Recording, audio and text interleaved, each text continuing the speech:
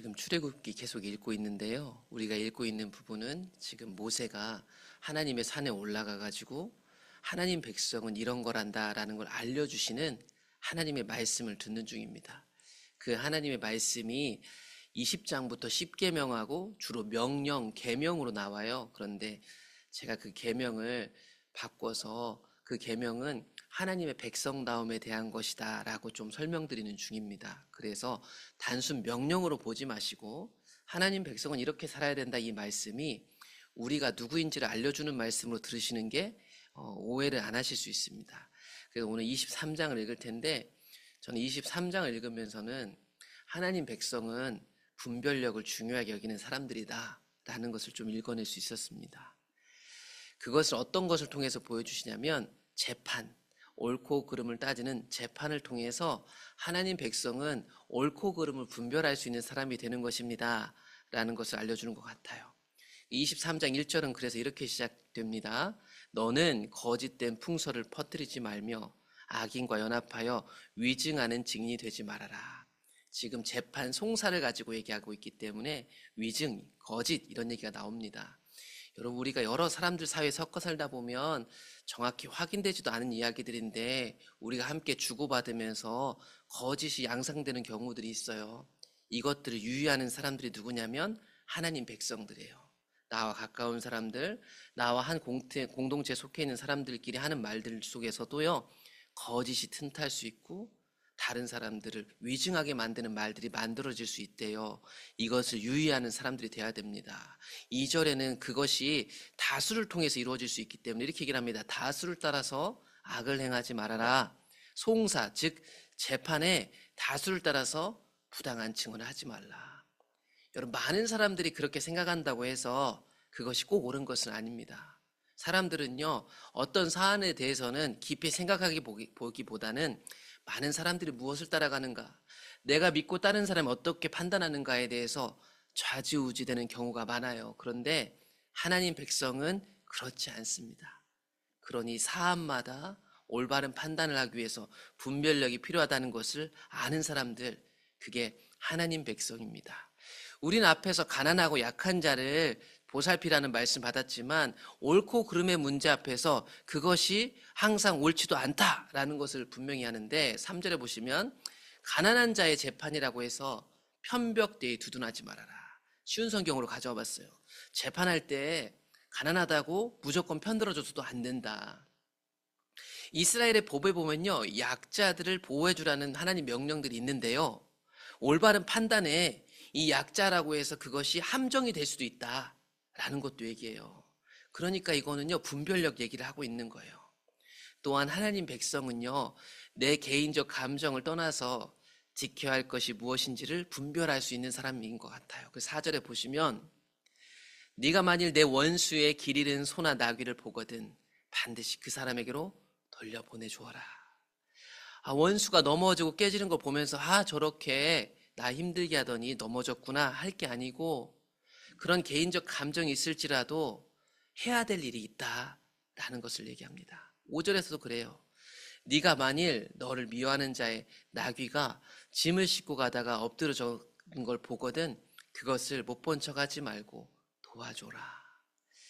여러분, 내 시야와 내 관계 속으로 내 원수의 어려움이 들어왔습니다. 그거 그냥 지나치지 말래요. 도와줘야 되고 함께 해줘야 되는 분별력을 가져야 돼요. 여러분, 내 감정보다 하나님 뜻을 더 우선시하려는 분별력을 소유하고 싶어하는 사람들이 누구일까요? 하나님 백성이에요. 그런데 이런 분별력을 방해하는 요소들이 있대요. 그래서 이 분별력 방해 요소를 말할 때 또다시 재판 얘기로 가져와서 얘기하니까, 이건 단순히 재판관, 지도자들 얘기만 하는 게 아니고 이런 법칙으로 재판을 하는 이스라엘 백성들, 모든 사람들은 이런 생각을 갖고 살아야 될 거예요. 너는 가난한 사람의 재판이라고 정의를 굽게 하지 말며 거짓 일을 멀리하며 무죄한 자와 의로운 자를 죽이지 말아라. 나는 악인을 의롭다 하지 아니하겠노라. 가난한 자가요, 재판에서 사실 불리해요. 근데 이 재판에서 공정한 재판을 하라 얘기하면서 8절에 보시면 뇌물을 받지 말아라 얘기합니다.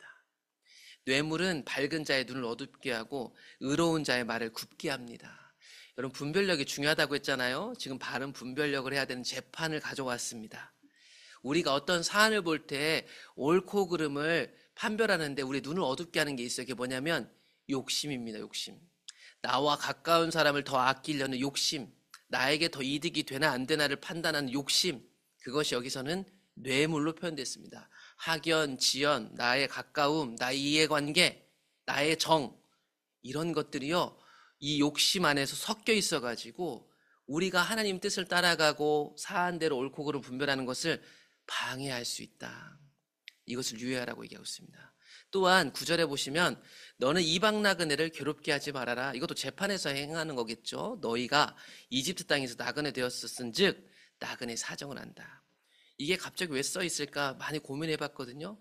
이건 재판에서의 무관심을 얘기할 거예요. 재판장이 되면 내가 어떤 것을 판별할 수 있는 위치에 서면요, 저 사람의 심정, 저 사람이 어떤 상황인지보다는 내 입장에서 생각하게 됩니다. 마찬가지로 이방인이었던 이스라엘 백성들이 누군가를 판단하는 위치에 갔을 때 자기가 이방인이었다는 것을 잊어버리죠. 나그네였다는 걸 잊어버린다고요. 무관심이나 나그네에 대한 막연한 편견은 우리가 온전히 분별하는데 방해 요소가 될 수 있다. 그런 신이 무관심할 것도 아니고 어떤 사람들에 대해서 내가 갖고 있는 편견으로 대하면 안 될 것 같습니다.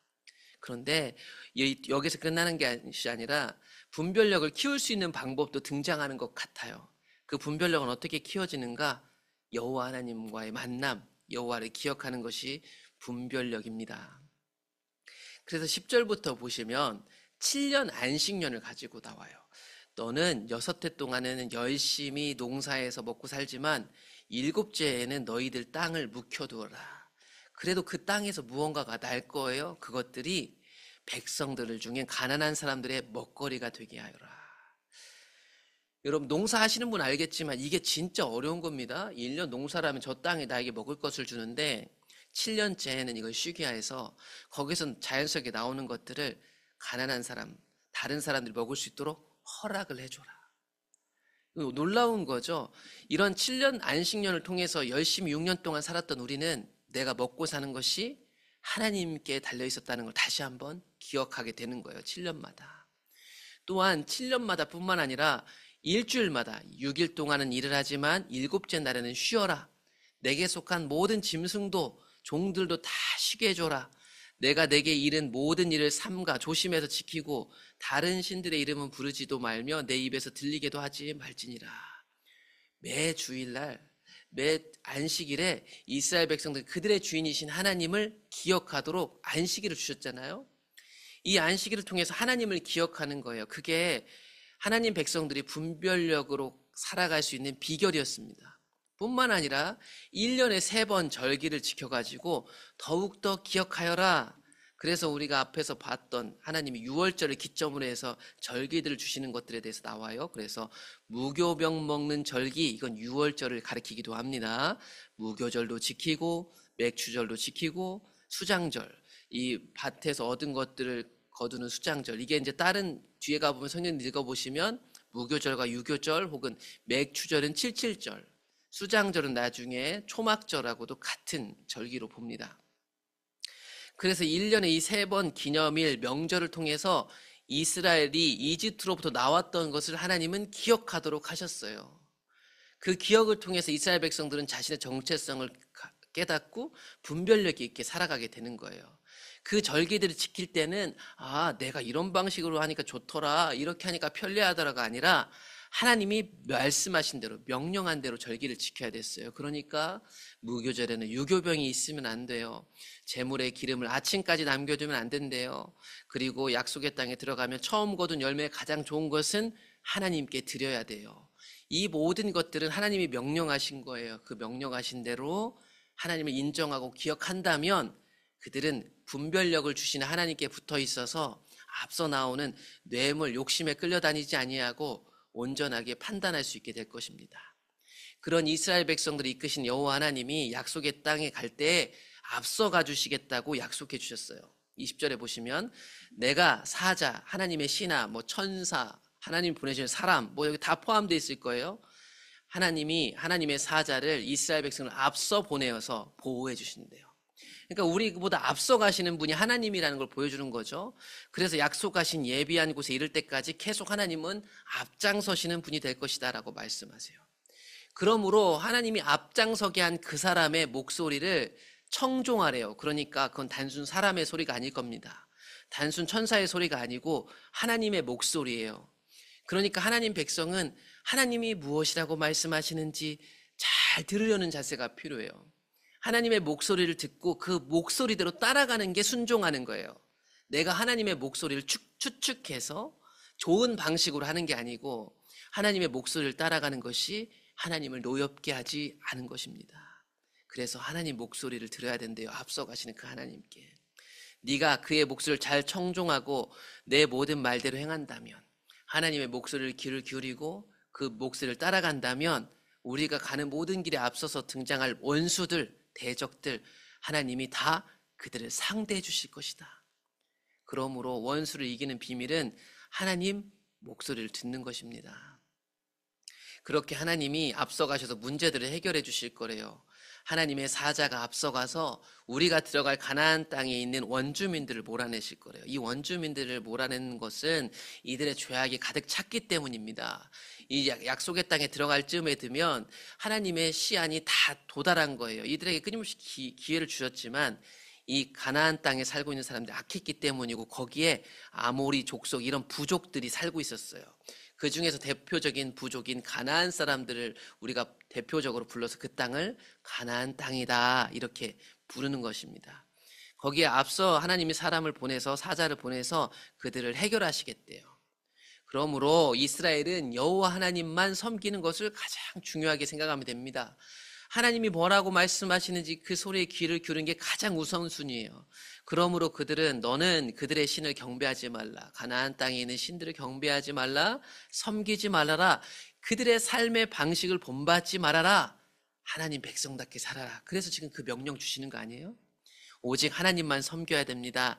그리하면 여호와가 너희의 양식과 물에 복을 내리고 너희 중에서 병을 제하리니 내 나라에 낙태하는 자가 없고 임신하지 못하는 자가 없을 것이라. 내가 너의 날수를 채워주신다. 오직 하나님만 섬기십시오. 나머지는 우리의 필요를 가장 잘 아시는 하나님이 채우실 것입니다. 이게 하나님이 모세에게 알려주는 비밀이었어요. 이것 외에도 하나님이 앞서 보내시는 것들이 있대요. 27절에 나옵니다. 내가 내 위엄을 내 앞서 보낸다. 앞에는 하나님의 사자를 앞서 보내는데 이번에는 내 위엄을 앞서 보내시겠대요. 이 위엄이라는 단어 뜻에는요, 공포, 두려움, 놀람, 전율이라는 뜻이 있어요. 그러니까 여호와 하나님에 대한 공포심, 하나님의 위엄을 그 땅에 먼저 보낸대요.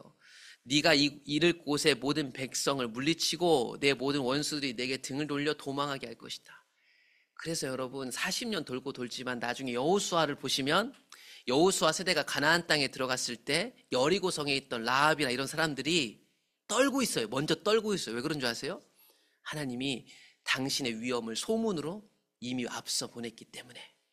40년 소문을 들은 그 사람들이 이 여호수아 세대가 들어가자마자 떠는 사람들이 거기에 많이 있었단 말이에요. 여리고성에. 실제로 하나님 위엄이 앞서 가신 거였죠.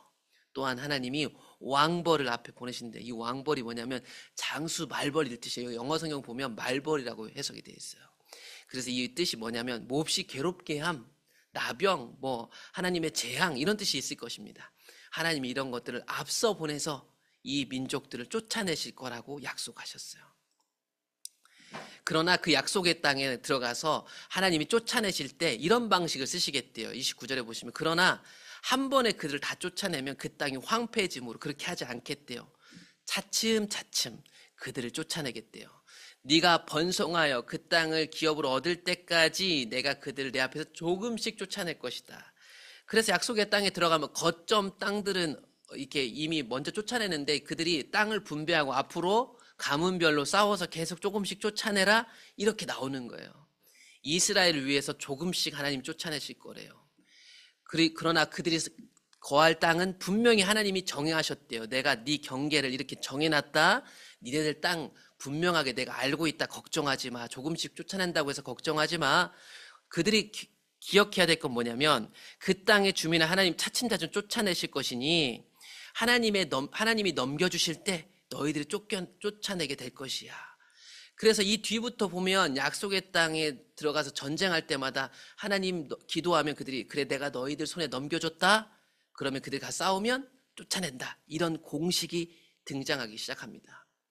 그러므로 아직도 남은 싸움이 있어도 하나님 안에 있으면 하나님이 우리 손에 넘겨줄 것이고 우리는 쫓아내는 그 은혜를 누리면 되는 거예요. 그러므로 가장 중요한 사항은 뭘까요? 다른 신들, 그 땅에 들어가는 삶의 방식이 아니고 지금 주시는 십계명과 이 말씀을 따라서 하나님만 섬기는 거예요. 그렇지 않고 하나님도 섬기고 그 땅의 신들을 섬긴다면 그것이 너희들의 함정이 될 것이다. 너희들을 범죄하게 만들 것이다. 그것이 가장 큰 주의사항이었습니다. 오늘 말씀 여러 가지 내용들이 있는데요. 그냥 제가 앞선 내용들만 가지고 제목은 하나님 백성은 분별력 있는 사람이다. 여러분 이게 되게 중요하거든요.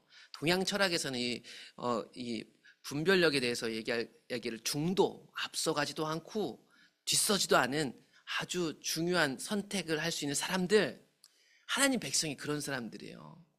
하나님 백성은요 의식 없이 다수의 의견에 휩쓸려 다니지 않습니다. 내 친한 사람, 내 가까운 사람에 휩쓸려 다니지 않아요. 사안별로 이것이 옳고 그른지를 분별할 수 있는 사람이에요. 때에 따라서 상황에 따라서 옳고 그름이 분별돼야 돼요. 이게 안 되면 하나님 백성으로 살기가 어려워요. 그런데 이 분별력을 가로막는 요소가 뭐라고 했죠? 뇌물이라고 하는 그걸 바꿔 얘기하면 욕심입니다, 여러분. 그 욕심을 끊어내려고 하는 거예요. 하나님 뜻대로 살고 싶으니까. 이거 좋아하는데 아닌 척 하는 게 아니고 하나님 뜻대로 너무 살고 싶은데 이것이 가로막기 때문에 싫어지는 거죠. 반면에 하나님을 기억하고 그분 안에서 쉼을 누리는 게 분별력을 가져와요. 그래서 이 새벽도 우리가 그 분별력이신 하나님을 기다리는 거 아니겠어요? 그 하나님은 하나님의 계획이 이루어지도록 우리보다 앞서서 일하시니까 우리는 그분의 목소리에 청종하기만 하면 돼요. 그분이 우리 앞에 사자를 보내시고 당신의 위엄을 보내시고 왕벌을 보내시는 분이잖아요. 그러므로 우리가 할 일은 다른 게 아니에요. 하나님이 뭐라고 말씀하시는 듣고 그분을 신뢰하며 따라가면 이미 앞서 일하고 계신 하나님을 만나게 되는 거예요. 오늘도 그 하나님이 너무 보고 싶어요. 오늘도 우리의 삶 속에서 그 경험하게 될 하나님이 너무 기대가 되는 거예요. 그래서 이 새벽 그분을 찾고 그래서 기도하게 되는 거예요. 오늘도 여러분 앞에 벌어질 각자의 삶을 그려보시면서 분별력 있게 대처할 수 있도록 주님을 찾으시고 그곳에서 만나게 될 하나님을 기대하시면서 기도하시면 되겠습니다.